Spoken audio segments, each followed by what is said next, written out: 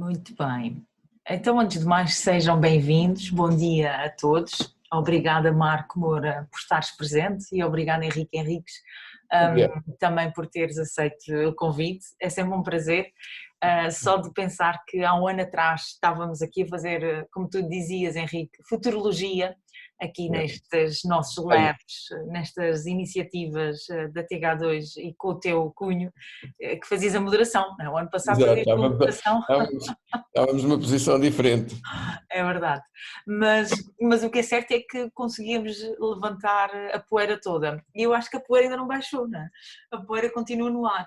O nosso lab de hoje, o nosso Tourism Thinking Lab, é sobre revenue em comidas e bebidas e estávamos há instantes aqui ainda em off a falar sobre isto que estávamos aqui a referir, os custos variáveis, a noção ou a percepção que os proprietários e os profissionais do turismo e da restauração em particular, a noção que têm sobre custos e sobre revenue e tudo mais. Henrique, se calhar começando mesmo por ti, o que é que tu sentes que mudou, se é que mudou alguma coisa a nível de restauração e a nível de controle de custos antes e pós-pandemia, que evoluções ou retrocessos é que tu vês? São muitas perguntas juntas, mas é isto mesmo, este lab é mesmo sobre isso. Bom dia, Catarina, bom dia a todos. Obrigado pelo convite, desta vez para estar do outro lado da barricada, não é? Eu estou habituado a estas coisas como moderador e não propriamente como o orador ou o convidado que tem que refletir sobre isso. Eu gosto mais de lançar os temas do que estar a abordá-los. Também eu. Não é, são posições diferentes, não é? Porque uma coisa é nós estarmos a espicaçar quem está do outro lado, outra coisa é alguém que está a dizer alguma coisa que isso pode depois influenciar quem está a ouvir. O que é que eu posso dizer? Continuo com a minha postura muito ainda cética em relação àquilo que vai acontecer ou o que é que está a acontecer. Acho que o impacto é forte do ponto de vista económico em todas as áreas. Temos agora um bocadinho de sol a aparecer com esta questão das vacinas, com o número de casos a baixar substancialmente em Portugal e que parece-me a mim que está de certa forma controlado esta pandemia, mas a pergunta é durante quanto tempo, não é? Porque se olharmos um bocadinho para aquilo que está a acontecer noutros países, nomeadamente para a Índia, para o Brasil e outros tantos, eu não acredito que, não estando controlado nesses países, possamos dizer que está controlado em Portugal, porque hoje em dia isto tudo se movimenta e estamos a falar de um vírus que não tem língua, não tem fronteiras e que nos pode novamente vir a atingir. Olhando um bocadinho para a perspectiva que nós vamos se calhar ter nos próximos meses, ou seja, de recuperarmos a nossa economia, se calhar não nada de extraordinário, mas há dados do Turismo de Portugal que prevêem um crescimento a rondar os 20% em relação a 2020, atenção, não estamos a falar se quer comparar a 2019 ou 2018, mas que há a perspectiva de se conseguir recuperar cerca de 20% ou crescer 20% em relação ao ano passado, de qualquer das maneiras é muito pouco. O impacto que isso tem em termos das empresas, quer seja do turismo no seu global, quer seja na restauração, vamos ter uma quebra de consumidores, ou seja, de turistas e por sua vez de consumidores, não é? Porque Vamos ter ou já tivemos? Há luz ou não há luz? não, vamos continuar a ter. Eu acho que já batemos o fundo do poço. Achas que Não, eu quando estou a estamos dizer para lá a não, vamos, esgatanhar no fundo do poço? não, eu vou dizer que vamos ter uma quebra em relação àquilo que era o 2019, ou seja, se fizermos um comparativo com aquilo que era o normal, vamos continuar a sentir uma quebra acentuada na procura, como é óbvio, no consumo. Como é que as empresas se vão adaptar e como é que se têm vindo a adaptar? Bom, os mais fracos, isto é a lei de Darwin, não é? Não é o mais forte que sobrevive, é o que se consegue adaptar melhor ao meio. E isto é uma realidade na atividade empresarial. Aqueles que efetivamente se conseguirem adaptar melhor vão resistir, os outros não vão, porque faz parte da própria atividade económica e da forma como os mercados funcionam. Agora, tenho visto coisas muito interessantes.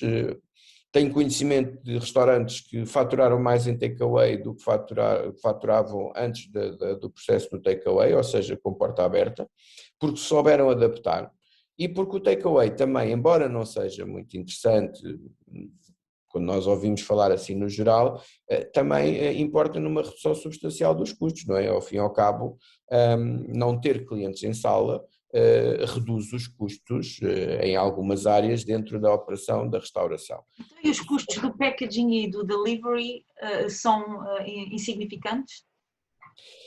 É assim, pronto, estamos a falar de revenue. Quando o empresário não sabe transferir para o cliente dentro do preço aquilo que são os seus custos, é melhor fechar a porta. Ou seja, eu não posso estar a vender refeição completa a 6 euros e depois estar a pagar 30% a um delivery e vamos lá ver, temos que perceber que se calhar o que não está errado não é os 30% dos delivery, é os 6 euros que eu estou a vender a refeição. Okay?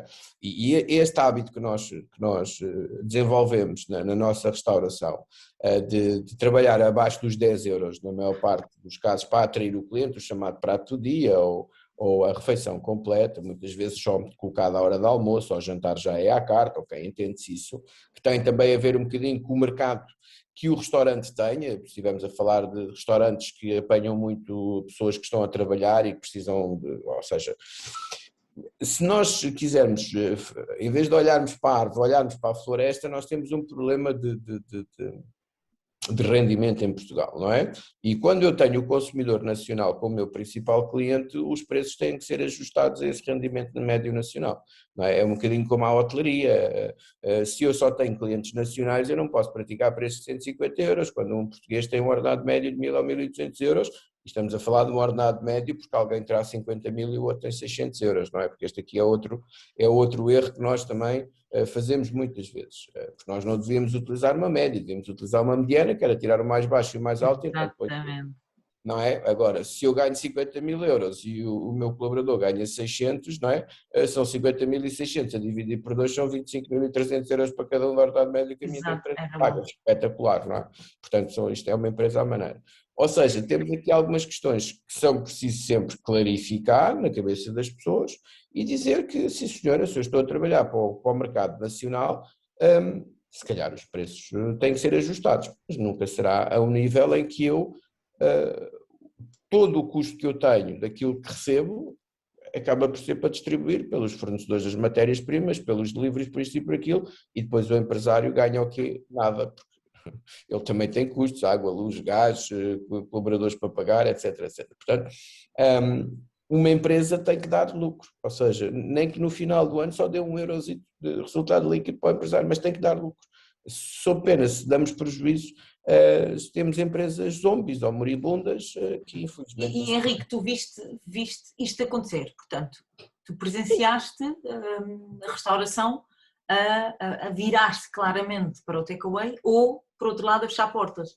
Eles têm optado por meter os colaboradores todos em layoff e não trabalhar em takeaway. É preciso também nós percebemos que o takeaway tem um fator crítico, que é se eu tenho mercado à minha volta que justifique estar em takeaway ou não, não é? Ou seja, se eu estiver numa zona que tenho muitos consumidores, sim, faz sentido eu trabalhar em takeaway. Se todos os restaurantes trabalhassem em takeaway ia ser um bocadinho complicado, não é? Dado que a maior parte das pessoas estava confinada e não estava a almoçar e a jantar todos os dias com comida vinda do restaurante, portanto teria mais um processo de consumo em casa porque o faz. Portanto, temos que perceber que nem todos os takeaways poderiam funcionar e se calhar houve uns que optaram por colocar todo o pessoal em layoff, garantindo dessa forma uma redução substancial dos custos e tentar passar ali um bocadinho entre os pingos da chuva desta pandemia. Obviamente que aqueles que já estavam economicamente fragilizados ou financeiramente fragilizados, se calhar tiveram que fechar portas e outros irão fechar, porque eu penso que o momento da verdade vai acontecer em setembro ou outubro deste ano, ou seja, o grande momento da verdade vai estar, em termos do turismo, restauração, animação turística, agências de viagens, vai estar em setembro ou outubro deste ano. Porquê? Porque passámos um ano em branco, ok? As empresas estavam todas capitalizadas, nós nunca tínhamos faturado tanto no turismo como faturámos em 2018 e 2019 em Portugal, e vinhamos de um ciclo muito bom, a partir de 2015, 16, 17, 18, foi sempre a crescer e as empresas estavam altamente capitalizadas. Basta só dizer que nos dados do Banco de Portugal, de 2008, sensivelmente a 2014, as empresas na área do turismo, mas do alojamento, não especificamente da restauração, estavam com resultados líquidos negativos acumulados a rondar o €500.000 e em 2018 os resultados líquidos já estavam positivos em €500.000, ou seja, como os resultados são transitados, significa que naquele ano passou-se de menos 400 para mais 400, o que significa 800 mil euros de recuperação em média naquilo que são os resultados transitados. Portanto, isto é bom, nós percebemos o exemplo de como é que nós demos aqui a volta. E se Portugal continuasse naquele ritmo, sim, o turismo iria ganhar uma dinâmica muito boa. Levámos com o muro de betão à frente do TGV, agora vamos ter que salvar... Setembro, outubro é que vai ser o momento decisor, não é? Portanto, eu costumo brincar que esta pandemia veio a servir de filtro para se perceber quem são os bons que vingam. Como todas as crises económicas. Como todas as crises económicas, não é? Filtra sempre o que está bom e o mau. Portanto, nós vamos ter um segundo filtro em setembro, outubro, segundo a tua futurologia, segundo a tua bola de cristal.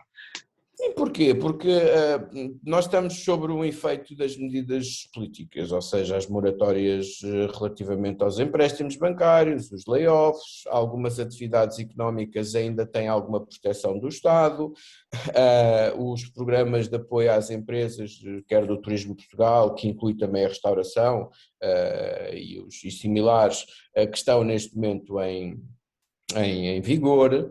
Agora, se nós olharmos um bocadinho àquilo que têm sido os apoios, é dívida sobre a desgraça, ou seja, quando prestam dinheiro, mesmo que seja a juro negativo, zero, não é? Que é o caso dos apoios que o Turismo de Portugal está a dar às empresas, eu vou ter que o pagar, ok? Tenho um ano de carência. Óbvio. E tenho 3 anos para pagar, mas assisti agora no sábado... There are no free lunches. Exato, assisti agora no sábado aqui a uma conferência que a Câmara Municipal aqui do Gavião promoveu nas medidas de apoio aos empresários e que eles fazem com alguma regularidade e muito bem para dar a conhecer aos empresários aquilo que têm para apoiar, e estava o Miguel Mendes do Turismo de Portugal a falar sobre esses programas de apoio para o turismo. E o caso daquele apoio que o turismo tem para as empresas, 750 euros por trabalhador durante 3 meses, dizia ele que aquilo podia ser renovado de 3 em 3 meses, ou seja, se eu tiver 20 trabalhadores, vezes 750 euros, vezes 3 meses, de 3 em 3 meses eu posso pedir um novo apoio. E eu pensava, ok, aquilo tem um ano de carência, tem 3 anos para pagar, mas eu estou-me a endividar. Independentemente de ser com juros ou não é isso que está em causa, eu estou-me a endividar. Ou seja, além de eu ter que recuperar tudo aquilo que perdi, ainda vou ter que me manter durante uns anos a pagar os apoios que vieram de trás. E a pergunta que eu faço é, e quem é que me garante a mim que os próximos anos vão ser espetaculares e que tudo vai normalizar quando já vimos de há anos para cá? É forçar o empréstimo, não é? O Marco estava-se a rir. Marco, tu assististe a alguma circunstância destas? Os restaurantes ou algum espaço de restauração que entretanto, ok, tenha dito a salvação vai ser mesmo estes fundos, estes apoios. Qual é que é a tua perspectiva também em relação a isso? Olha, eu estou a pegar na nossa conversa antes de começarmos em público e efetivamente é um bocado dramático. Eu acho que chegando a setembro, outubro vai-se ver muita coisa, ou então continua-se a apoiar, mas apoiando para se voltar a pedir esse dinheiro de volta não parece que haja solução. Focando em casos mais concretos, há um ano e pouco atrás, em 3 semanas havia uma série de negócios que ficaram imediatamente sem cash flow, em 2, 3 semanas de lockdown. E eu nisto às vezes sou um bocado polémico nas coisas que digo, mas se todos os restaurantes que estão abertos em Portugal tivessem as faturações todas declaradas e toda a atividade económica declarada, efetivamente há uma grandiosa percentagem que já não existia. Para começar por aí, e pegando naquele ponto quando o Henrique estava a falar de quanto é que se cobra por uma refeição, e vamos aos custos que isso tem em todos os níveis e fazer as contas, é muito simples. Portanto, uma série deles fechou logo, nunca mais voltou a abrir, outros voltaram a abrir. Esta nova reabertura que estamos a ter agora é um momento da verdade, e eu acho que a pandemia acelerou uma série de processos que é a restauração organizada, que faz as coisas de maneira controlada, estava a ganhar terreno cada vez mais em todos os países, e é isso que vai acontecer, porque as coisas são feitas com uma base, diria, mais científica ou mais pensada. Há gente que, sem fazer as coisas de forma científica ou pensada, consegue também fazer bons negócios, mas depois estão muito mais expostos a tudo isso. E, portanto, houve uma aceleração de coisas que viriam a acontecer no tempo mais à frente e que aconteceram, e outras coisas que já eram uma realidade noutros países, em mercados mais desenvolvidos, que começaram a acontecer com mais pujança em Portugal, e já se estava a ver a acontecer de há uns anos para trás, tudo o que era a distribuição online na parte da restauração, que em Portugal era muito virgem, as pessoas iam ao restaurante e ninguém fazia uma reserva com antecedência, até o ponto em que estava cheio de turistas e já não havia lugares nos restaurantes se não se reservasse. O que é positivo, porque é muito mais fácil gerir dessa maneira, seja quartos, seja F&B. Obviamente que se nós sabemos de antemão o fluxo de clientes, é muito mais fácil preparar-nos e tirarmos partido disso. E depois os outros desafios todos, não é? Porque depois não é só vender online, porque depois acaba por ter de se fazer um channel management da restauração e lá está, quem não tinha os seus negócios minimamente estruturados, até cair a ficha e perceber o que é que isto tudo implica ao nível informático, ao nível de presença online, etc. e afins. Portanto, isto foi uma bomba que veio eliminar uma série de negócios. Em ponto positivo, há um par de semanas, já nem sei bem as datas, agora quando se abriram as esplanadas e quando se começaram a abrir os restaurantes, efetivamente, e até coincidiu aquilo com o final do mês, foi fantástico ver tudo cheio, ver as pessoas na rua, e é importante que isso aconteça.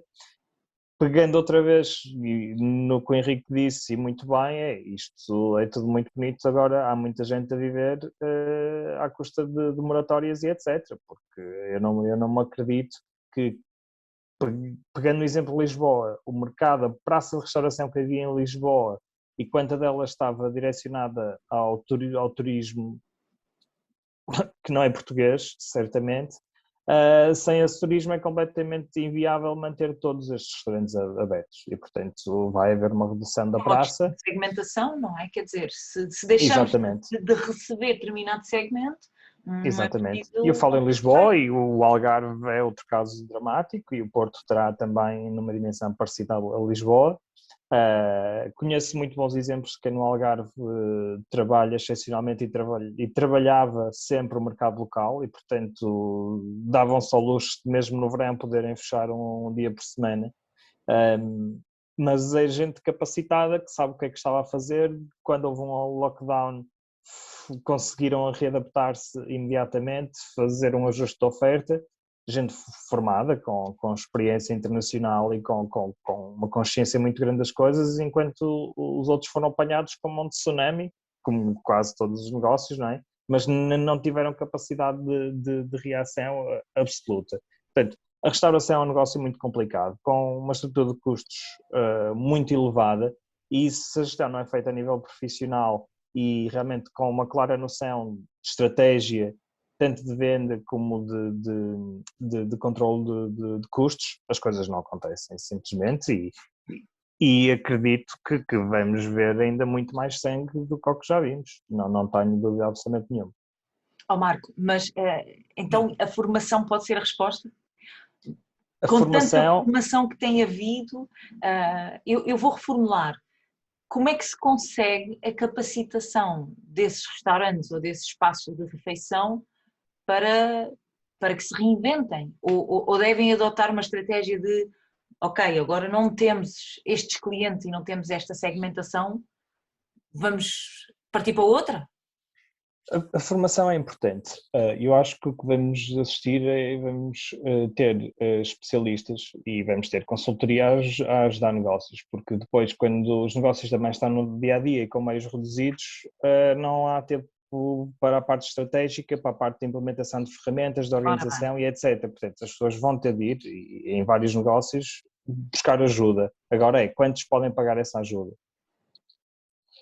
E eu acho que vai acontecer, grandes grupos de restauração vão agora assumir uma série de locais que estão em localizações ótimas, que eles sabem explorar. Isso está a acontecer já numa série de sítios, que é os restaurantes que não estavam minimamente organizados ou dependentes de determinados segmentos, estão fechados, e os grupos que não tinham conseguido entrar naqueles locais porque faziam as contas e efetivamente os preços eram proibitivos para a sustentabilidade do negócio, agora vão chegar e vão pegar nesses locais e vão geri-los profissionalmente e assumi-los.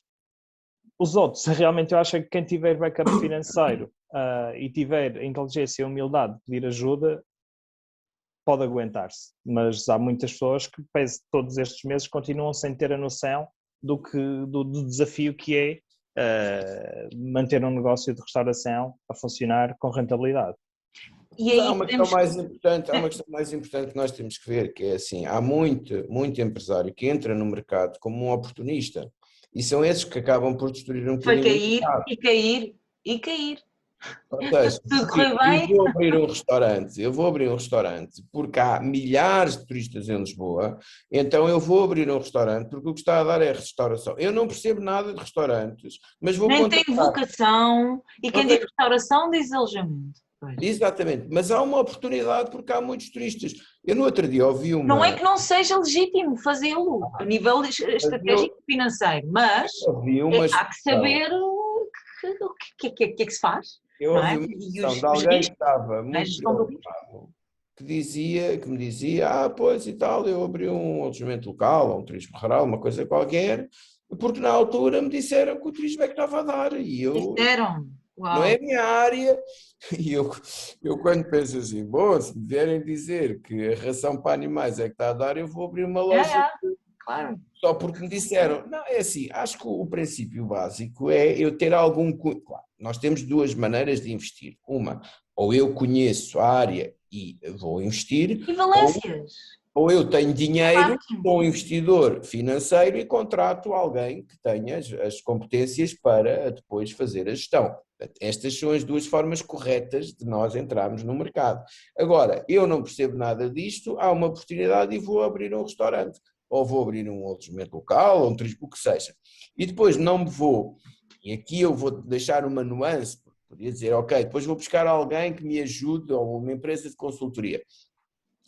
Só que tal como na restauração e no alojamento, também há aquelas empresas que fazem um trabalho sério, não é? E que dizem a verdade, que muitas vezes dói, não é? E se eu tiver que dizer a um empresário, a um investidor, olha, você não faça isto porque nunca vai recuperar o seu investimento, porque o sítio onde você quer abrir a sua unidade está morto. Mas isto é uma vista fantástica sobre... Amigo, mas tem que fazer 12 km em terra batida até cá chegar, está a ver? Imagina isto num dia trevoado e de muita chuva e os clientes que vêm para aqui a pagar 500 euros, como é que vão cá chegar? Exemplos destes, não é? Estou aqui a inventar, mas coisas destes. A questão é, sim senhora, a consultoria tem que dizer, olha, há aqui 3 cenários, o ótimo, o que a gente quer atingir e o péssimo. E tem que estar preparado para os 3 cenários, não é? Que é um bocadinho aquilo que nós temos neste momento. No outro dia eu colocava, como eu estou na agência de promoção externa do Alentejo, colocava na altura ao Filipe do Turismo de Portugal, ao vice-presidente, a questão, como é que o Turismo de Portugal está a gerir esta questão da abertura dos mercados, ou seja, ok, parece-nos que vamos começar agora a receber, mas pode não acontecer isso, porque nós gerimos o nosso país, não gerimos os países dos outros, portanto vamos estar dependentes daquilo que os espanhóis, os ingleses, os franceses, os alemães decidirem em relação às viagens dos seus nacionais para fora, e como é que não... Ou seja, temos sempre que criar o cenário, não é? E eu costumo dizer, preparamos para o pior, desculpem lá, preparamos para o pior esperando o melhor. Esse é o objetivo, não é? Ou seja, se eu estiver preparado para perceber, ok, durante X tempo eu não vou ter clientes ou vou ter uma redução substancial dos clientes, mas eu estou preparado para isso, quando eles começarem a aparecer, é um acrescentar, não é? Ou seja, ótimo, fantástico. Agora, eu costumo dizer a toda a gente, hoje em dia, não é de agora, não é da pandemia, é da globalização, porque nós temos que perceber aqui a mudança do paradigma naquilo que é hoje gerir empresas. Hoje nós vivemos no mundo global. O que acontece agora em Portugal, daqui a 5 minutos não vai afetar a China, mas o que acontece na China, daqui a 5 minutos vai Claro, afetar Portugal. claro. Estamos todos E é, ligados. e é esta mudança que obriga a que as empresas sejam cada vez mais competitivas e que os empresários sejam cada vez mais. Falavas da formação. Nós temos um problema, pronto, que é muita gente acha que já sabe tudo, ou seja, não faz formação porque acha que já sabe tudo, não é? Nasce ensinado, nasce com aquele dom. Ou porque a formação é toda igual, ou porque. Não é? E depois esta questão pegando no ponto, é a questão das pessoas saberem que acham tudo, não terem a humildade de pedir e aceitar ajuda, leva a tudo, e depois, claro, estamos em negócios que são muito mais emocionais. E eu, que se calhar tive aqui o meu restaurante toda a vida, 20 anos a funcionar, eu é que percebo do assunto e eu é que Porque sei eu como é tenho que as 15 coisas anos disto, funcionam. ou 20 anos Pronto, disto. até, mas aí é como aquele negócio com a estrada dos 12 km de terra, então pronto, se acha que sim, tudo bem, mas depois o tempo acaba por demonstrar, ou não, porque as coisas não são 100% válidas. Eu aqui há tempos Mas, falava de um... Diz. Marco, há pouco falavas de uma coisa importante, que é, eventualmente, o que pode ajudar a alguns dos espaços de restauração que estejam em distress, é haver investimento de grandes grupos, ou grandes grupos pegarem e explorarem. Mas, por outro lado, vimos que isso também nem sempre é lei. Aliás, são os grandes hotéis que nós vemos que estão neste momento em distress. E é a pequena hotelaria, o alojamento rural, alguns dos boutique hotéis que, na parte da hotelaria, que estão a conseguir se safar. E a restauração da comunidade, do local, o espaçozinho do bairro, que entretanto ou abriu com pouca capacidade ou às tantas virou-se para o takeaway, não é? Como é que isto se vai equilibrar? Não é? É uma questão aqui, é uma questão daqui da agilidade. Eu, se estiver a conduzir um carro smart no meio da cidade, ou se estiver a conduzir uma carrinha em 9 lugares, é diferente, porque eu com smart ou com uma moto tenho outra agilidade em algumas coisas. A questão é, depois em termos de dimensão, se eu for um banco, vou emprestar dinheiro primeiro, e vamos aqui fazer a comparação na parte de hotéis, vou emprestar dinheiro primeiro a uma grande cadeia internacional ou ao empresário que tem o alojamento local de 6 quartos. Claro. E aí é uma questão de realmente alavancagem financeira de toda esta história, é quem é que vai ter credibilidade para se financiar. Quem tem as contas, quem está cotado em bolsa, etc., vai ter garantias estatais, etc., e por aí fora, que é o que acontece com grandes grupos hoteleiros. Por outro lado, sim, há negócios que com a dinâmica que tem e com a agilidade que tem, que também conseguem aproveitar as oportunidades mais rapidamente e vão conseguir escapar e andar para a frente, sem dúvida, não tenho dúvida. Agora, acho que no médio e longo prazo, quem estiver a fazer as coisas bem feitas e de maneira estruturada e organizada tem mais probabilidade de sucesso. E tu, vendo aquilo que o Marco está a dizer, e bem, tu agora vais assistir a duas coisas. Uma, as grandes cadeias hoteleiras que não sustentam vão ser compradas pelos fundos de abutres, ou seja, que vêm com o seu poder de dinheiro e esperam que, aliás, está a acontecer em Espanha já exato. há algum tempo, ou seja, os fundos abutres estão à espera que os hotéis cheguem a um ponto Exato, ou seja, tipo, ok, toma lá 20 milhões, dou-lhe a 300, eu dou-te 20 milhões, pago-te a dívida e ficou isto tudo, e que eles próprios sabem que isso já está a acontecer. Portugal está a ter essa situação, aliás, vi ontem numa newsletter das notícias espanholas, a USA Hotels, não é a Otusa, é a USA, mas a Otusa está igual, já vai ser liquidada, porque ela estava num plano especial de revitalização que acabou por cair. A própria Otusa já não consegue ter acesso ao crédito bancário, porque os bancos já não dão, está a tentar ir aos fundos do Estado, colocou os hotéis que tinha em Portugal à venda, mas que o Tribunal bloqueou porque já foram pedidos para a questão de insolvência, ou seja, como ativos de insolvência, e em Portugal isso vai acontecer. E depois vais ter aquele empresário que ganham muito dinheiro, porque isto depois nós temos que perceber o que é que está a acontecer aqui. Portugal evoluiu muito na última década em termos de unidades novas, em termos de restaurantes, etc. E houve alguns empresários que entraram no mercado com muita inteligência, que já eram pessoas que vinham quer da área financeira, quer da própria área do turismo, e que juntaram essas duas valências, que é a parte financeira com a oportunidade do turismo, e que criaram algumas pequenas cadeias hoteleiras que foram altamente lucrativas nestes últimos 5 anos, que estão capitalizados, que têm liquidez nas empresas e que neste momento vão fazer crescer as suas cadeias por via da aquisição dessas unidades que vão cair no chão. Portanto, isto é um processo perfeitamente normal do mercado a trabalhar. Aquilo que é assustador é a quantidade de pequenos negócios que apareceram no mercado nos últimos 5 anos, desde o restaurante ao alojamento local, ao turismo rural, Estavam por etc., aí, pois. que só existem porque estávamos a falar de uma fase de massificação. E quando essa massificação cai, o que vai acontecer a essas unidades é que elas vieram satisfazer uma necessidade que deixou de existir. E então nós vamos fazer o reajustamento ao mercado.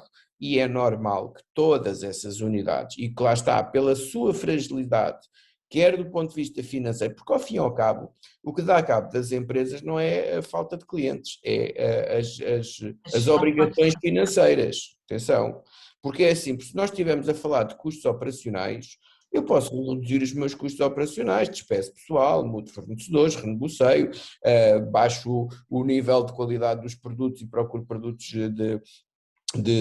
que não sejam maus, mas que tenham um custo inferior, portanto, posso fazer isso tudo. Quando eu estou a falar da área financeira, em que eu fiz um acordo com o banco de um empréstimo e tenho que lhe pagar, das duas uma, ou o banco aceita uma reestruturação à dívida, ok, vamos lá pensar, que em grande parte será o que vai acontecer com o fim das moratórias, ou seja, os bancos sabem perfeitamente que é uma bomba relógio que têm neste momento nas mãos e vão, obviamente, olhar para as características de cada empresa, para os seus resultados e perceber, ok, este está moribundo, já foi, não vale a pena, este tem aqui uma oportunidade de eventualmente recuperar, vamos lhe dar aqui uma oportunidade.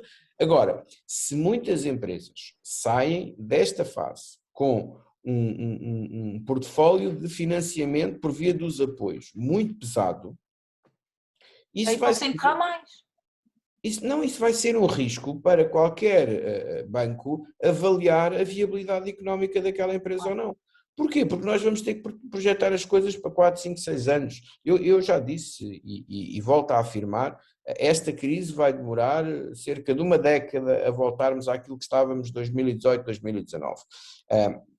Porque se compararmos com a crise do subprime de 2008, nós começámos a crescer em 2015, 2016, atingindo o pico uma década depois. Isto são sempre assim, ou seja, há reajustamentos. E nós regredimos em 2020 para 1970 em termos dos números do turismo em Portugal. Portanto, andámos uma pipa de anos para trás. E isto quer dizer alguma coisa, não vamos recuperar num ano aquilo que perdemos naquele ano.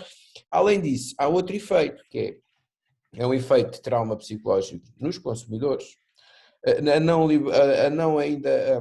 Há muitas pessoas que não têm vontade de sair de casa ou de sair da sua zona de conforto. Mesmo podendo, atenção, isto é uma coisa que se está a verificar em grande escala. E quando e os que saem fazem com muito receio, não é? Porquê? Porque as pessoas já perceberam que provavelmente estamos melhores, mas que não estamos bem e ainda não chegámos a uma, digamos, a um ponto em que vamos esquecer que tivemos uma pandemia, um vírus que matou milhões de pessoas no mundo inteiro e em Portugal milhares de pessoas, e que afeta a vida de todos. E enquanto isto não voltar, que eu acho que não vai voltar, sinceramente, ao normal, nós vamos viver com esta situação durante alguns anos, até se tornar um vírus endémico, como muitos outros que nós já convivemos na nossa vida, mas que até que as vacinas sejam uma garantia que efetivamente controlam, porque há mutações, porque ninguém sabe quanto tempo é que vai durar a imunidade das vacinas, quem já apanhou se volta a apanhar há ou não. todas umas questões, e há a própria percepção das pessoas do efeito que é a transmissão de bactérias, a transmissão de vírus, que parece que só agora é que a acabamos de sensibilidade, nascer, não é? todos nós ficámos presos por nós, a sensibilidade, porque nós não tínhamos noção disso, nós quando estávamos doentes íamos ao médico sem saber o que é que aquilo acontecia, porque ele dava-nos um medicamento e nós ficávamos bons. Fosse uma bactéria, muitas vezes, estou mal disposto, ok, é uma virose. Ok, uma virose é uma coisa que o próprio... Desta vez não, as pessoas perceberam que existe um risco do ponto de vista da sua própria saúde e que esse risco vem de outras pessoas. Portanto, esta questão vai demorar algum tempo até estar... E o efeito psicológico nos colaboradores, não é? Nós tínhamos em 2019 escassez de profissionais do turismo e agora falávamos no início da nossa conversa, ainda em off the record, que às tantas temos profissionais que estão no ativo, mas que dizia mesmo o Marco que parece que estão apáticas, parece que, não é? Como é que se combate esse fenómeno? Estou assustado. Agora falando do efeito psicológico nos profissionais do turismo e da restauração. É difícil, como é que eu isso vai lá? não chegamos a fazer a reabertura do negócio, tivemos uma reincorporação de pessoas no verão ano passado e notou-se isso, mas tendo em conta o momento específico do negócio, as pessoas estavam animadas e entusiasmadas, mas depois foram outra vez para casa e pese que nos contactos, nas calls que se faziam com as pessoas que estavam em casa, ia-se sentindo algum ânimo, mas as pessoas estão retraídas, é normal porque é uma alteração tão grande na nossa vida que é esperar que as pessoas voltassem todas com o mesmo ritmo e entusiasmo é que é surreal, não é? Porque o impacto é tão grande que há alterações. A experiência e as conversas que eu tenho mantido, há ainda assim muito pouca flexibilidade nas pessoas e estamos a falar depois em níveis salariais em que o impacto de estarem em casa ou estarem a trabalhar foi muito pouco e as pessoas têm esse termo de comparação. Então, se eu ganho isto estando em casa, porque é que eu tenho que vir trabalhar a 50%, por exemplo, se ganham mesmo? Tu notaste isso na tua estrutura, portanto, como diretor de operações, no final, portanto, da tua passagem por lá e já depois da pandemia, tu sentiste isso em relação ao pessoal que estava em layoff, ao pessoal que estava... Qual foi a tua experiência? Não senti porque nós tivemos momentos diferentes de reintegração. Okay. Portanto, o meu caso não é o caso típico. E, portanto, como disse, nas comunicações que mantive e quando recebemos as pessoas no verão do ano passado de volta e até as termos enviado de novo para casa, até achei que havia um bom feeling e entusiasmo, mas isso também tem a ver porque havia um projeto novo, um conceito novo e, portanto, havia um motivo de entusiasmo on the side, que não era o retoma ao mesmo local de trabalho a trabalhar de maneira diferente, não, era um local de trabalho reinventado já e etc. Agora, de todas as pessoas com quem tenho falado e que reativaram e que reincorporaram pessoas, há muita gente que vem com uma atitude de inflexibilidade e de falta de disponibilidade para o trabalho, porque é isso. Alguns, se calhar, até têm mais custos a ir trabalhar do que a ficar em casa por causa das deslocações, por causa dos custos com jardins de infância ou etc., que entretanto deixaram de ter. E, portanto, tudo isto tem um impacto. As pessoas, ao vir trabalhar, acabarem por ficar com menos tempo e menos rendimento disponível do que se estivessem em casa, acho que muito pouca gente viria, ou as pessoas não conseguem olhar para o longo prazo a pensar que a vida normal é nós irmos trabalhar e estarmos a fazer coisas e a vida correr normalmente. Esta foi a realidade que eu me tenho deparado dos outros profissionais com quem tenho falado. Henrique, aí por esse lado, és tu e a tua esposa, e tu recentemente comentavas que tens aí alguém a apoiar, que o espírito não é de ok, grande oportunidade, estou a trabalhar quando toda a gente está em casa. O que é que tu sentes? E especialmente enquanto professor, tu também lidas com futuros profissionais da área, sentes que eles têm confiança, sentes que estão retraídos, sentes que há uma mudança de mindset em relação à dignidade do trabalho na restauração e em turismo, ou achas que às tantas tem que ser tudo inventado de novo? E tudo o que andamos a ensinar está errado? Não acho que quando andamos a ensinar esteja errado. Temos é que ensinar coisas novas adaptadas à pandemia, não é? E a nível de atitude dos estudantes, o que é que tu sentes?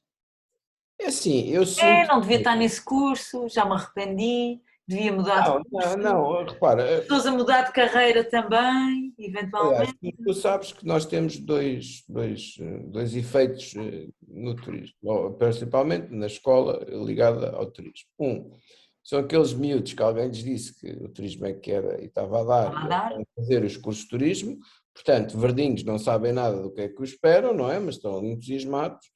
E depois tens, e no meu caso, as aulas que eu dou agora é só no mestrado, tens os profissionais que já trabalham e que já são turismo-dependentes, ou seja, aquela malta que já lhe corre no sangue o turismo, e se não trabalhar no turismo aquilo começa a tudo a bater mal, que é um bocadinho aquilo que acontece, não? Ou seja, quem está neste mundo gosta muito, e quem gosta está desejando voltar ao trabalho. Aliás, o feedback que eu tenho, quem está em casa já há algum tempo, e eu tenho conhecimento de situações, pessoas que estavam em layoff parcial e acabavam por estar a trabalhar voluntariamente a tempo inteiro. Atenção. Porquê? Porque o estar em casa tinha um impacto mental muito pior, portanto era preferível não ganhar, mas pelo menos estar ocupado, que eu acho que foi uma opção de muita gente. E depois tu tens um outro nível de pessoas que se habituaram, e eu aí vou por aquele, sigo dois caminhos. Há aqui o caminho que no passado o discurso é, ok, nós temos de trabalhar para pagar contas, e agora está muito enraizado na cabeça, ok, vocês têm que ficar em casa e não ter qualquer contacto com ninguém, porque isso pode ser perigoso para a vossa saúde e para a saúde dos outros. E acho que houve pessoas que, obviamente, dependendo do grau de conhecimento relativamente a estas questões da saúde pública, há muitas pessoas que estão assustadas, não é? E quando entram voltam a trabalhar num hotel ou num restaurante, o que é que pensam? Eu vou lidar com uma série de gente que eu não sei de onde é que ela veio.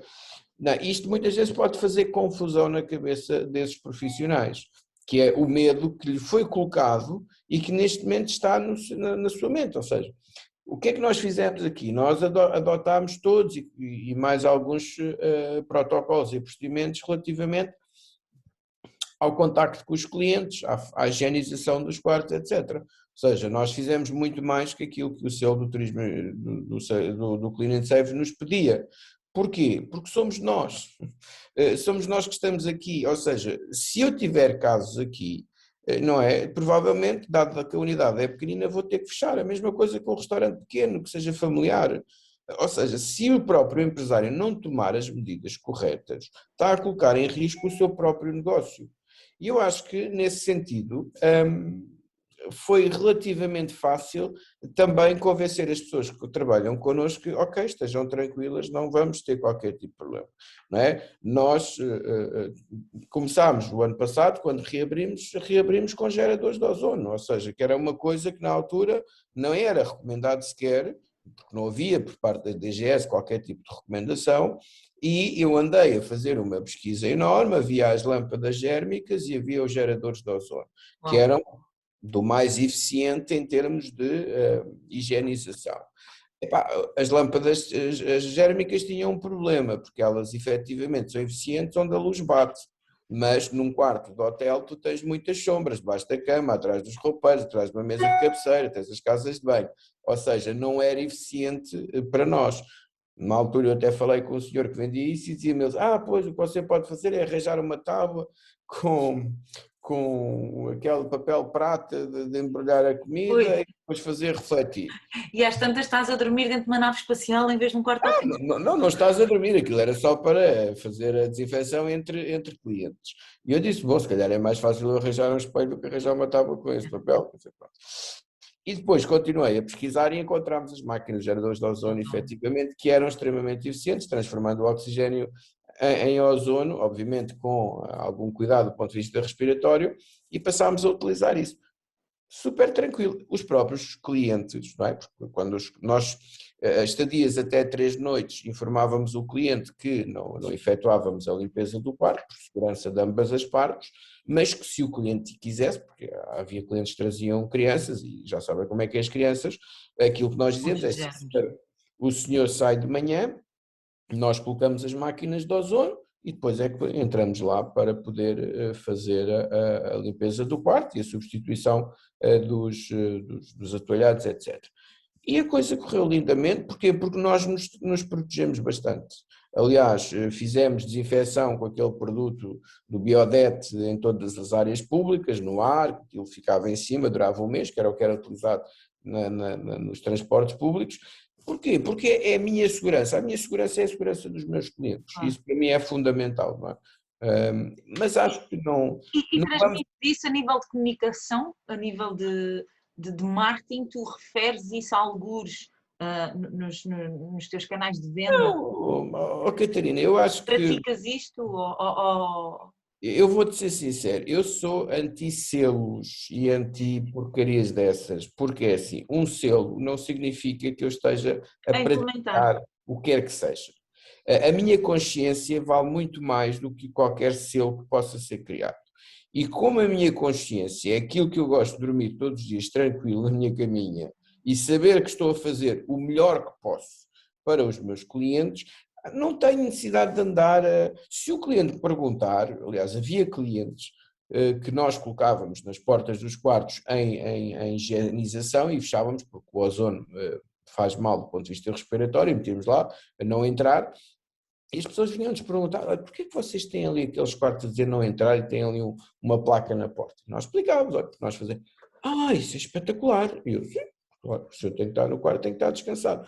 Podíamos fazer marketing com isso, mas eu sou mais... Mas atenção que há pessoas que valorizam isso e isso é tranquilizador, porque da mesma maneira que o cliente viajado sabe com 3 estrelas aqui, 3 estrelas em Marrocos são completamente diferentes e está-se nas tintas para a classificação, o selo também acaba por ter esse peso, não é? Toda a gente já tem selo, mas as práticas, aquilo que efetivamente tu pões em prática como hábito de higiene, acaba por, acredita, atrair as pessoas, é o mesmo que dizer o que é que... Repara, eu acho que neste momento, e nós temos o selo do Turismo de Portugal desde o início, e foi renovado agora, e tudo alinhado com aquilo que o Turismo de Portugal lá coloca, algumas coisas que eu acho que não fazem sentido, quem está na operação e depois lê aquilo não bate a gota com a perdigota, mas tudo bem, foi feito lá com os académicos todos da saúde pública e acho fantástico. Nós cumpre-nos tentar aplicar ao máximo aquilo que está ali a ser sugerido e assim o fizemos. Mas fomos um bocadinho mais longe. Agora, sim, nós temos o selo, está no nosso site, está em todo lado e acho que as pessoas hoje já vão à procura do selo. Agora, banalizou-se o selo. Eu mostrei-me sempre contra o selo desde o início, porquê?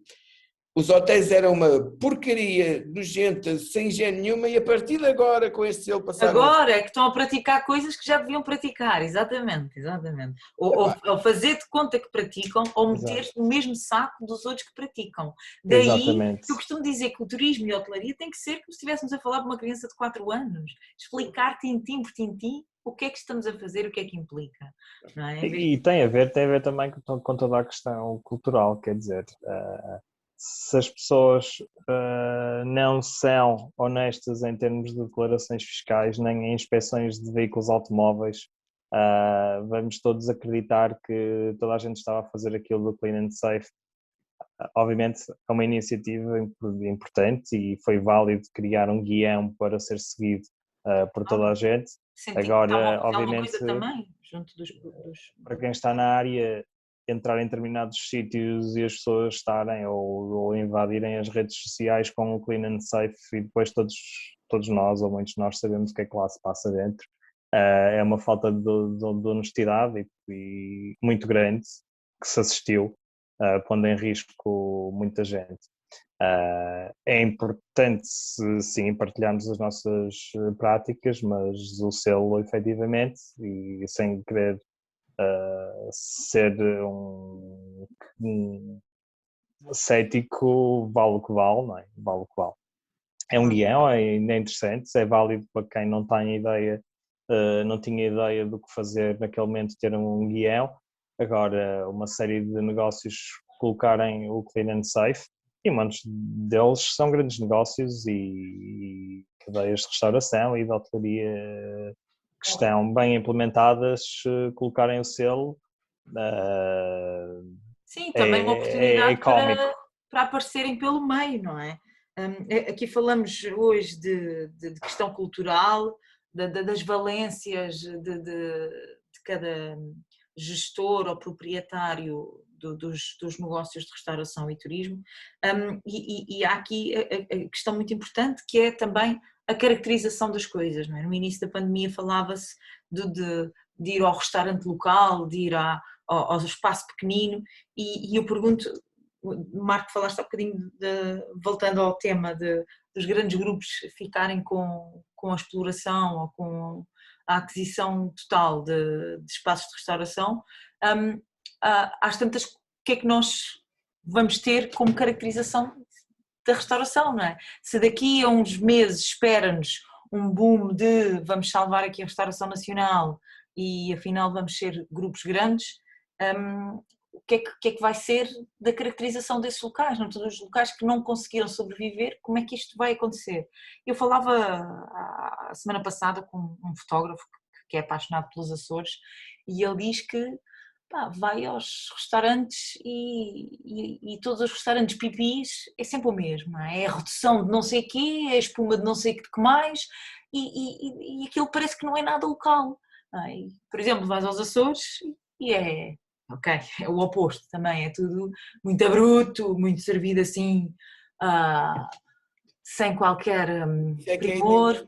Isso é que é a identidade, isso é que é a identidade. Mas uma coisa não invalida a outra. Eu posso fazer as coisas com a identidade, mas ter estrutura organizada e fazer as coisas bem feitas. Como é que se transmite isso a esta gente? Para não se perder essa caracterização, essa identidade?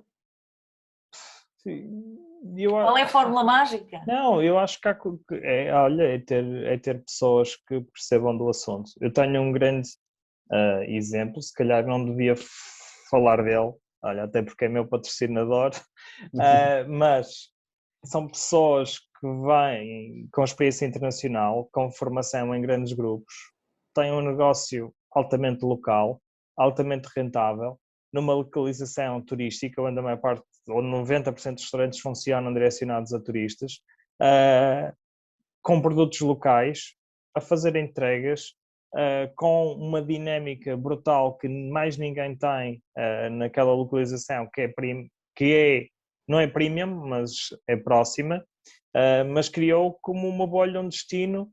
Mas tens que revelar quem é, que a gente tem que saber estas coisas. O que a gente fala aqui fica aqui. O restaurante, o social, fica em Quarteira, na Quinta de Romão, entre Quarteira e Vila Moura. E recomendo que basta ir à às redes sociais e percebe-se a dinâmica deste espaço. E depois, ao ir lá, percebe-se o resto das coisas como funcionam e é apaixonante falar com as pessoas que estão à frente dele. O que houve aqui uma conjugação, é uma conjugação da paixão pelas coisas que se fazem com o conhecimento técnico. E o que falta neste momento em muitos negócios é um conhecimento técnico. E técnico não quer dizer retirar a piada do assunto, não, quer dizer é fazer as coisas de maneira organizada e estruturada, de maneira a terem sucesso ou a garantirem o mais possível a probabilidade de sucesso, simplesmente isto. E uma questão de honestidade consigo próprios, primeiro. É o balanço entre esse conhecimento técnico e essa paixão, a identidade que o Henrique estava a falar, que depois torna-se tudo difícil e à mistura mete-se repara, a rentabilidade. Catarina, a parte da paixão é assim, eu se estiver a fazer uma coisa que gosto, consigo fazer sempre melhor do que fazer uma coisa que não gosto.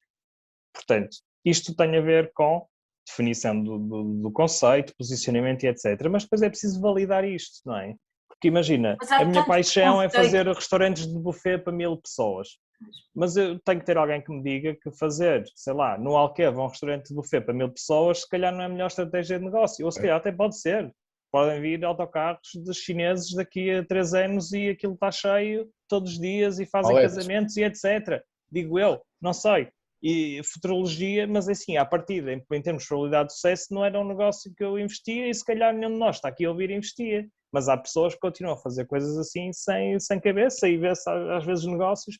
Vou passar a dar o exemplo, sei lá, um supermercado que não é um supermercado gourmet que vai abrir ao lado de onde, ou entre um Pingo Doce e um Lidl, e eu pergunto qual é a probabilidade de sucesso que este negócio pode ter se não tiver um posicionamento gourmet e se não tiver a vender as coisas que os outros não vendem nos negócios deles.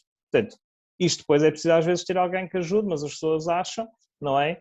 Voltamos ao outro da estrada de terra batida 12 km, as pessoas acham que aquilo vai funcionar e se calhar até pode funcionar, mas então o posicionamento tem que ser todo definido, o conceito, tudo tem que estar estruturado de maneira a aumentar as probabilidades de sucesso e na restauração é exatamente igual.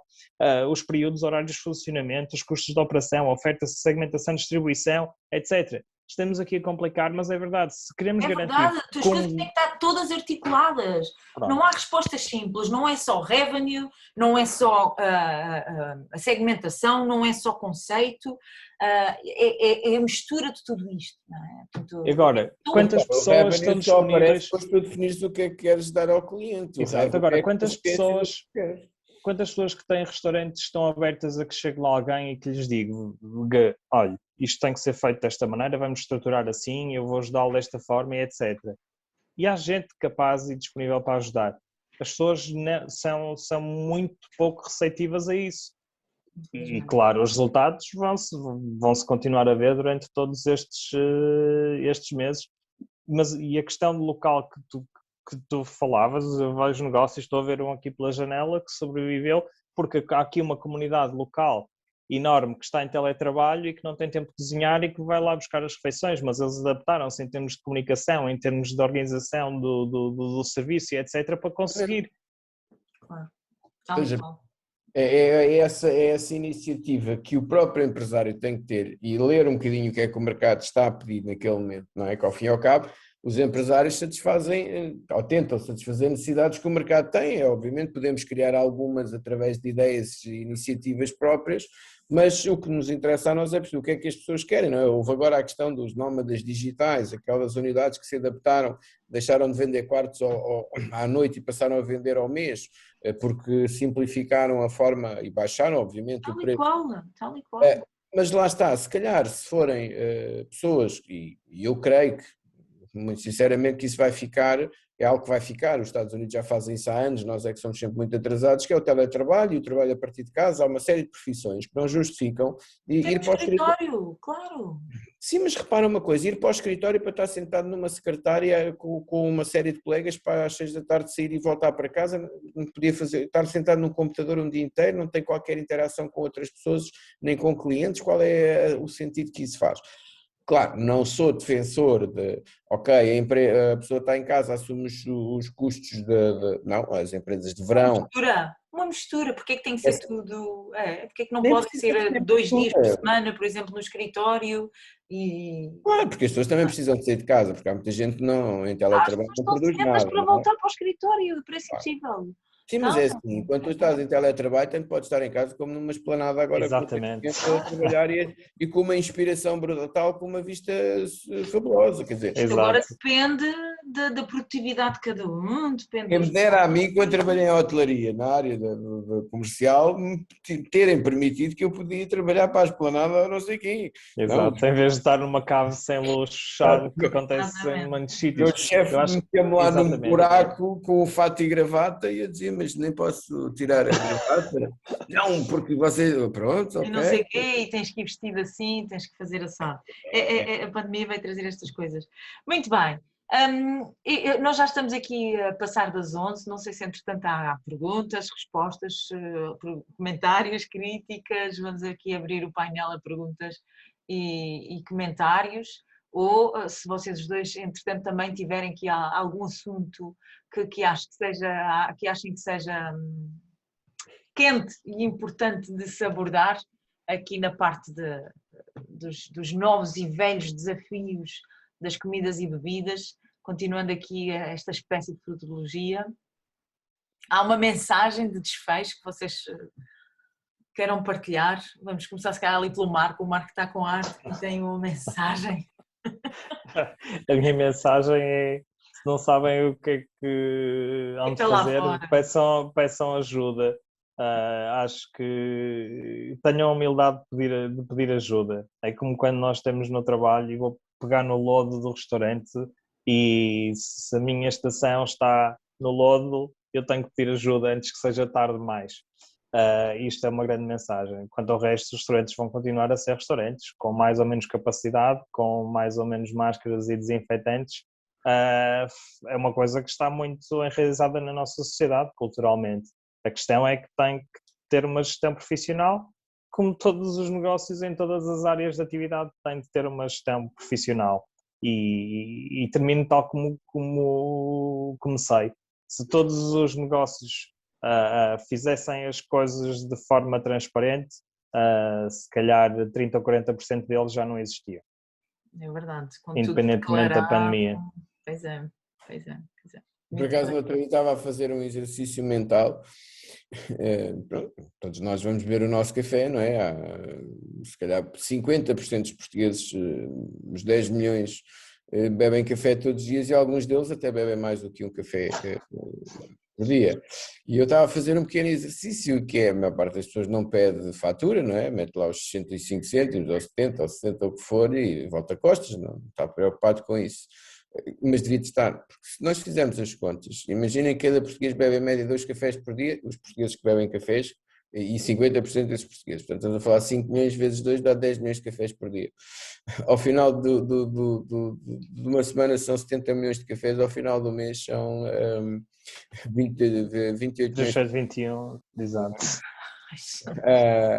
Aliás, são 280 milhões de cafés vendidos ao final do mês. Se multiplicares isso pelos 6 cêntimos que entregas ao Estado dos 13% do IVA ou uma coisa assim de género, quanto é que isso não vale, não é? Isso não estou a dizer que todos, obviamente, não entregam, mas está aí uma fonte de financiamento para muitas das unidades, para muitos dos restaurantezinhos e cafezinhos e pastelariazinhas que nós vemos.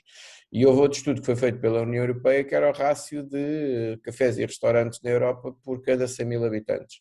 Portugal tinha 1.200, Paris tem 200 e tal. Portanto, isto é assustador, não é? Portanto, um dos principais negócios familiares... Verdade? Sim. É o país que tem mais restaurantes, cafés, pastelarias aliás, se fores a Paris ou a França, mas se fores a Paris, queres uma pastelaria, podes correr alguns quarteirões até encontrar e aquilo que se encontra é... Então eu fico em quarteirões muito bons. Sim, estamos a falar no rácio por cada 100 mil habitantes. E Portugal Sim, a questão, Catarina, é olhar para cima e ver o tamanho dos prédios todos em Paris. Pois é. A ver a densidade quando numa populacional. aldeia com casas de resto em primeiro andar tens logo 4 ou 5. Aliás, o café mais conhecido em Portugal é o Café Central, existe em todo lado, não é?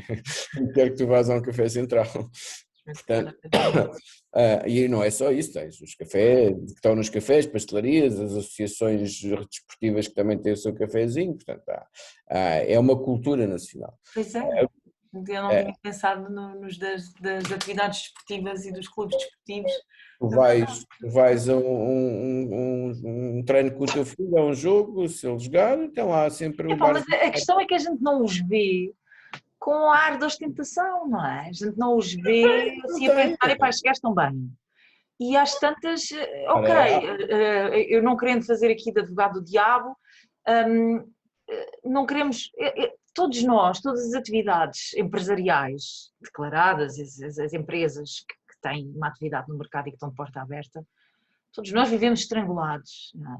E às tantas, epá, pronto, onde não peças fatura? Não opa, Catarina, mas ninguém está a dizer que os há aqui também um balanço, não é? Se nós formos a ver os estudos dos países que têm o IVA mais alto...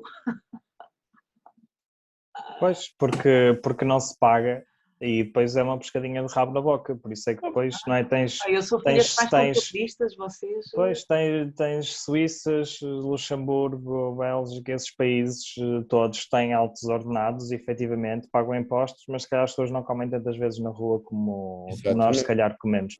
Mas também há um motivo para isso. Olha, há um par de semanas dava-me vontade de rir, toda a gente a revoltar-se contra aquilo que aconteceu com José Sócrates, independentemente de política ou quer que seja. Eu estava a ver as notícias e estava a olhar aqui para baixo do meu prédio como é que as pessoas estacionavam os carros em lugares suficientes, em cima das rotundas, em cima dos passeios. Quantas pessoas vão à oficina e há aquela questão, mas quero com IVA ou sem IVA? É a mesma coisa noutra escala. Isto, infelizmente, é uma questão cultural em Portugal. Ponto, parágrafo. Sim, mas é como eu costumo dizer na brincadeira, nós temos aquilo que somos, portanto, eu sou português, não sou diferente dos outros, não é? Provavelmente aquilo que me irrita é que se todos pagássemos os impostos eu pagava menos, não é? A minha questão é sempre, e é o que eu digo a toda a gente, se todos pagarmos os impostos que devemos ao Estado, todos nós pagamos menos, inclusivamente eu, não é? Porque eu não tenho, porque vamos lá ver, se nós olharmos um bocadinho à lógica da fuga aos impostos para o Estado, nós se calhar podemos começar a pensar em querer nos transformar num país daqueles, se calhar da África subsaariana, onde não há economia, ninguém paga impostos, não há controle nenhum, porque efetivamente se nós sabemos que as funções de Estado, o orçamento de Estado vem dos impostos que nós pagamos, não é? A grande parte desse montante. Portanto, se eu quero médicos, se eu quero segurança, se eu quero estradas em condições, se eu quero limpeza na rua, isso vem dos impostos que eu pago. Ora, se o meu objetivo for fugir aos impostos, vou depois, aliás, que é o que normalmente acontece nessas pessoas, pois, fui ao médico e eu não tenho médico de família e os hospitais estive lá 8 horas à espera. Bom, qual é a contribuição que tem? Não é? Qual é a contribuição que tem? Porque se for preciso dizer assim, olha, você quer com fatura ou sem fatura? Não, se for com fatura é mais 23%. Isto não se devia perguntar no século XXI, por amor de Deus. Devia ser mesmo proibido, devia ser mesmo.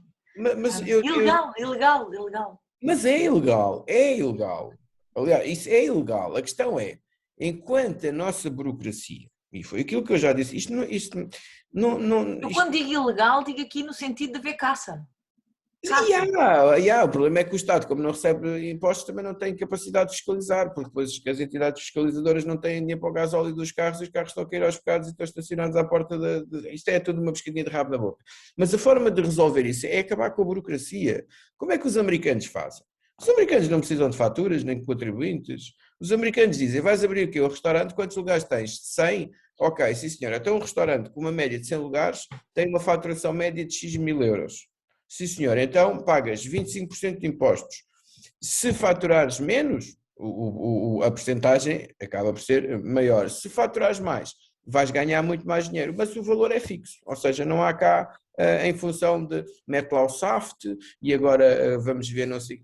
Isto é a confusão que nós temos no IVA. Se o cliente vier ao restaurante comprar uma garrafa para beber na rua, IVA a 13%. Se comer dentro do restaurante, IVA a 23%, ou o contrário, que eu já nem sei, não é? Porque um é prestação de serviço, o outro não. Isto faz algum sentido? Água sem gás, o IVA é 13, com gás é 23. Podes crer, é tão ridículo. Bem, estamos muito para além da nossa hora. Então, eu já percebi a tua mensagem de desfecho, Henrique. É legalize it. Simplifiquem, vamos todos para vamos, se nós simplificarmos os processos, toda a gente os entende muito melhor e todos nós vamos cumprir. E quanto mais complicarmos com regrazinhas e burocracias, mais vai ser, mais damos oportunidade para a fuga, não é? Olha, qual é o buraco que ficou aí entre essa lei e essa lei? É este, então espetar por aí. Que é... Mas, Henrique, eu aqui tenho uma atitude muito... Se eu não sou um bandido, não tenho que fazer o preço de ladrão. E muitas vezes há isto, não é? Há o poder negocial depois do cliente e depois tipo, ai, mas em pandemia você atreve-se a não sei quê. E você sabe que agora nós estamos todos não sei quê e que o outro está a praticar isto assim. Epá, está bem. Mas a gente também não deixou de ter valor, caramba. Tu que também és consultor, cada um sabe quem vende serviços está super sujeito a esse tipo de apreciações, não é? E de pressão. É assim, sabes que nós portugueses somos um bocadinho marroquinos, não é? Nós gostamos sempre de negociar tudo e mais alguma coisa. E no turismo particularmente, eu costumo às vezes dizer às pessoas, quando ligam para aqui, esse aqui me desconto, eu só peço desculpa, mas o senhor quando vai ao supermercado, enche o carrinho, chega à casa... Sabes o que pegas e levas e sabes é aquilo e aquilo acabou-se. E pôr as coisas em perspectiva, eu tinha a discussão, se calhar a dona do restaurante vai pagar 60 euros por hora numa massagem anti-celulite, mas pagar 60 euros por hora de consultoria no negócio dela, que é o ganha-pão, vai reclamar. É mesmo? Mas isso é a história do preço e do valor, o que tu pagas e o que tu atribuis de valor, não é? Se calhar ela acha que isso não é importante, porque ela até sabe, ela já tem um restaurante há tanto tempo, e se calhar aquilo que tu lhe vais dizer não é nada por aí além e acabas por se tornar caro, não é? Isso também, eu também faço consultoria e às vezes tenho essa noção que as pessoas acham, bom, este tipo deve pensar que o que me vai pagar, ele vai ganhar muito mais se fizer o que eu digo, atenção. Se não fizer... Exatamente. Então, mas não acha que isto aqui tem uma vista linda? Que isto vai estar cheio de turistas amanhã? Não acho. Muito bem, muito obrigada a ambos. Foi um prazer e um privilégio poder tomar um café e fazer essa futurologia convosco. Mais do que futurologia, falar de coisas reais que já estão a acontecer e contar com a vossa perspectiva. Bem-ajam. De resto, uma boa semana a todos. Obrigado. Obrigada. Beijinhos, obrigado. Obrigada.